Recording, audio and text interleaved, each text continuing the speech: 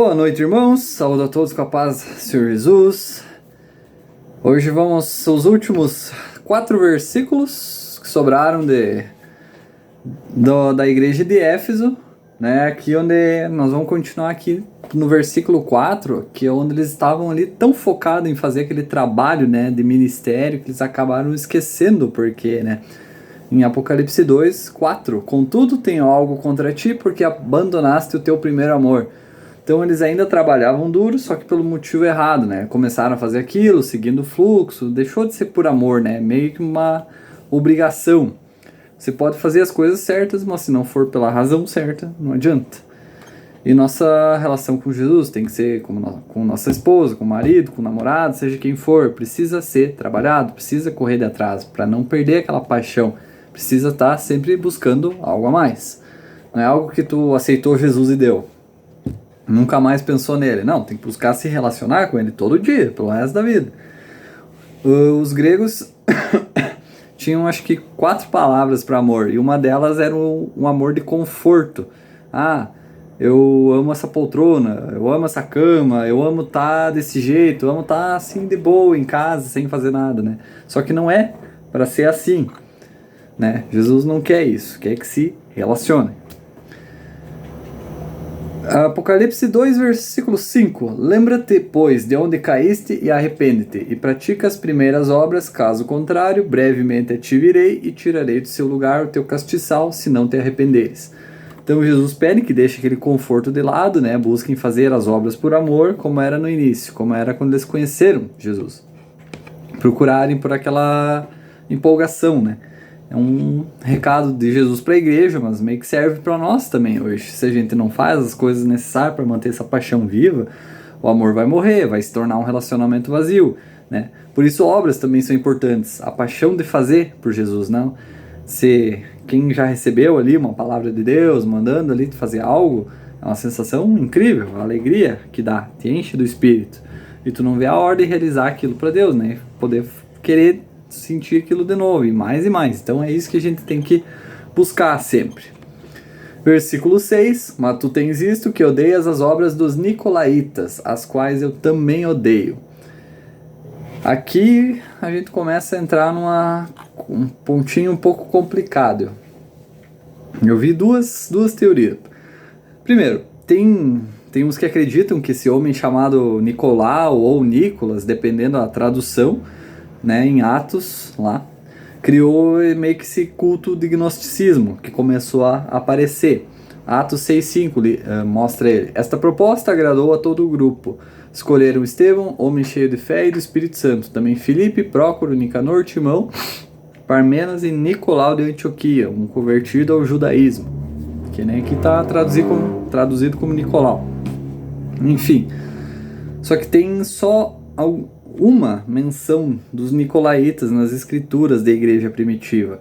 Então a maioria dos estudiosos meio que acredita que seria talvez um nome que descrevia um novo movimento, né, que seria o gnosticismo dentro da igreja, para criar ali um sacerdócio. Nicolaítas vem de 2 palavras, que significa conquistar os leigos ou governar sobre os leigos.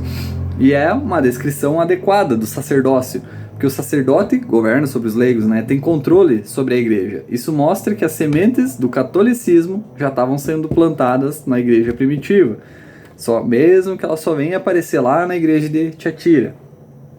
E Jesus odeia as ações deles. Aqui que eu vi 2 pontos, que eu acho que não se contradizem, só que cada um diz meio que uma coisa. Mas eu vou passar os 2. Que ele ensinava que os cristãos, né, esse Nicolau, Nicolas, enfim, que ele ensinava os cristãos que eles não precisavam ser moralmente certos. Cometia fornicação, comia coisas sacrificadas a ídolos, bebia sangue, essas coisas todas. Atos 15, 28 e 29, pois pareceu bem ao Espírito Santo e a nós não vos impor maior encargo do que estas coisas necessárias, que vos abstenhais de alimentos oferecidos aos ídolos e do sangue e da carne sufocada e da prostituição, das quais coisas, se vos guardardes, fareis bem a Deus. Então, tudo que Paulo diz que era para não fazer, né? Foi lá e fez. Outros versículos aqui, Gálatas 5, Versículo 13, porque vós, irmãos, fostes chamados à liberdade. Contudo, não useis da liberdade para dar ocasião à carne, mas servi-vos uns aos outros pelo amor. E aí 19 ao 21, ora, as obras da carne são manifestas, as quais são adultério, fornicação, impureza, lascívia, idolatria, feitiçaria, inimizade, discórdia, ciúmes, ira, contenda, dissensões, heresias, invejas, homicídios, bebedices, glutonarias e coisas semelhantes a estas, das quais vos declaro, como já antes vos preveni, que os tais coisas praticam não herdarão o reino de Deus. E o versículo 24, e os que são de Cristo crucificaram a carne com as suas paixões e concupiscências. Então, todas essas coisas ali que Gálatas 5,19 lista, basicamente é o que tinha em todas essas igrejas, basicamente lá na época.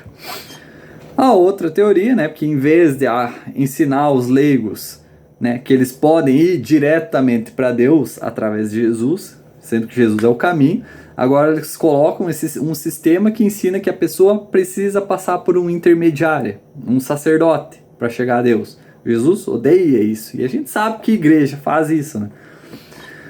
Todo o propósito de Jesus foi para vir nos reconciliar com Deus, pagar pelo nosso pecado, e é isso que ele quer. Então qualquer sistema que tu precise ir a um homem para chegar a Deus, está completamente errado.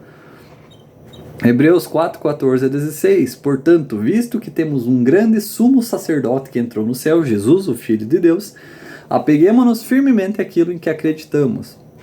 Este nosso sumo sacerdote entende as nossas fraquezas, pois enfrentou todas as mesmas provações que nós, mas não pecou. Portanto, aproximemo-nos com confiança do trono do nosso Deus misericordioso. Ali receberemos a sua misericórdia e encontraremos graça para nos ajudar quando mais precisarmos. Então Jesus já fez tudo que precisava ser feito. É o caminho, a verdade e a vida. Ninguém vai ao Pai se não for por Ele. Então qualquer homem que tomar o papel de Jesus nisso vai estar completamente errado. Salvação é através de Jesus, não pela igreja.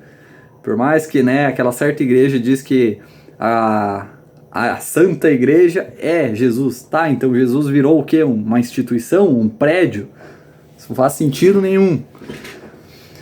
Né? Que a igreja é o caminho, mas não é. Então, no fim, eles odiavam os nicolaítas, as ações dele, e o problema era esse método de ensino dele. E o versículo 7. Quem tem ouvidos, ouça o que o Espírito diz às igrejas. Ao que vencer, darei de comer da árvore da vida que está no meio do paraíso de Deus. Primeiro, uma teoria aqui. Não sei se vocês já ouviram falar, mas aqui existe a teoria da tripla aplicação sobre as 7 igrejas.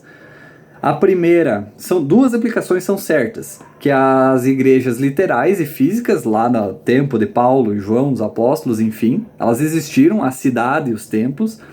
A segunda aplicação são os períodos da igreja ao longo desses 2000 anos, né, que todos nós passamos, agora a gente está no último período da Laodiceia. E aí a terceira aplicação, que é onde entra a teoria, que essas igrejas apontam também para o futuro, que esses últimos versículos de cada igreja seriam já para o futuro, né? Porque primeiro fala das igrejas do passado, como elas eram, os períodos que tinham de problema, e esses últimos versículos então seria essa teoria, que elas valem para o período da tribulação, né? E ao longo de Apocalipse se fala muito sobre o que vencer. Isso não é para nós. Quem tem que vencer, quem tem que suportar, quem tem que ir até o fim é o pessoal da tribulação. Então, basicamente, as pessoas que derem suas vidas por Jesus na tribulação, os mártires, né, que vai falar ao longo de todo o estudo, que suportarem, basicamente, eles sem se entregar para o governo de Satanás, sem aceitar a marca da besta, sem se curvar para o anticristo, enfim. Então, de Éfeso, as pessoas voltariam ali a cometer fornicação nos bancos de igrejas, coisa que já existe nudismo em igreja. Então, para cometer fornicação em banco de igreja tá a um passo, né? Onde chega lá e todo mundo fica pelado, né? Tá quase ali. Idolatria já existe, um monte. Só faltam comer basicamente as coisas sacrificadas a ídolos e beber sangue, se é que já não fazem isso. E coisas que com certeza e possivelmente com certeza, né, vão ter durante a tribulação. Afinal, os últimos dias serão como os dias de Noé. Agora voltamos ali ao versículo. sobre a árvore da vida. Alguns ensinam que é uma versão figurada, não literal, e vão apontar para algumas passagens para provar isso. Por exemplo, Provérbios 3,18. A sabedoria é uma árvore da vida para quem abraça. Felizes são aqueles que se seguram com força. Em outras palavras, sabedoria irá guiar a uma vida eterna. O inferno não possui sábios, apenas tolos, porque apenas um tolo recusaria o presente da vida eterna através de Jesus. Provérbios 11:30. O fruto do justo é uma árvore da vida, é aquele que ganha almas é sábio. Então alguns acreditam que a árvore da vida é só uma figura de linguagem para a vida eterna. Só que outros já é que ela é algo literal, que é o que a Bíblia aponta também. Gênesis 2:9. O Senhor Deus fez crescer do solo todo tipo de árvores, árvores lindas e que produziam frutos deliciosos. No meio do jardim ele colocou a árvore da vida e a árvore do conhecimento do bem e do mal. Então, esses frutos não eram maçã, óbvio, eram frutos específicos daquelas árvores. Para Adão era permitido comer o fruto da árvore da vida, mas não da do bem e do mal. Gênesis 2:16-17. Mas o Senhor Deus o advertiu: você pode comer livremente do fruto de todas as árvores do jardim, exceto da árvore do conhecimento do bem e do mal. Se você comer seus frutos, certamente morrerá. A partir só daquele ponto, né, que a árvore da vida foi proibida para Adão. Em Gênesis 3:22-24. Então o Senhor Deus disse: vejam, os seres humanos tornaram-se como nós, conhecendo tanto o bem como o mal. E se eles estenderem a mão, pegarem o fruto da árvore da vida e comê-lo, então eles viverão para sempre. Assim o Senhor Deus os baniu do jardim do Éden e enviou Adão para cultivar a terra da qual ele havia sido criado. Depois de enviá-los, o Senhor Deus colocou querubins poderosos a leste do jardim do Éden. E ele colocou uma espada flamejante que brilhava para frente e para trás para proteger o caminho para a árvore da vida. Então, Deus expulsou eles do jardim para que não se tornassem imortais na condição de pecado, senão iam viver para sempre como pecadores. Né? E no próprio livro de Apocalipse, a árvore da vida é mencionado. Alguns acham que o propósito dela é dar aos corpos ressuscitados imortalidade. Mas isso a gente chega lá um dia. Certo, pessoal? Acabamos por aqui. Próxima igreja de Esmirna. Deus abençoe a todos.